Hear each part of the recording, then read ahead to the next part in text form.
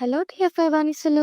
Welcome back to our channel. మన director Rajamouli గారు super star Mahesh బాబుతో తెరకెక్కిస్తున్న యాక్షన్ అడ్వెంచర్ మూవీ వారణాసి వచ్చే ఏడాది ఏప్రిల్ 7వ తేదీన రిలీజ్ కాబోతున్నట్లు తెలుస్తుంది. వారణాసి పట్టణంలో ఏప్రిల్ 7, 2027న థియేటర్లలో విడుదల అనే హోర్డింగ్స్ ఏర్పాటు చేయగా దీనికి సంబంధించిన ఫోటోలు సోషల్ మీడియాలో వైరల్ అవుతున్నాయి.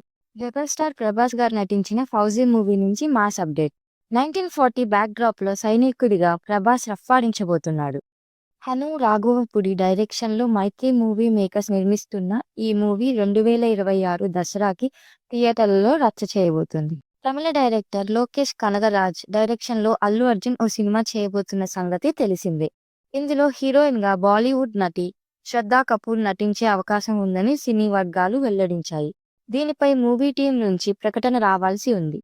కల్కి 2లో సాయి పల్లవిని తీసుకోవాలనే ఆలోచనలో దర్శకుడు నాగ్ అశ్విన్ ఉన్నారంటూ వార్తలు వినిపిస్తున్నాయి.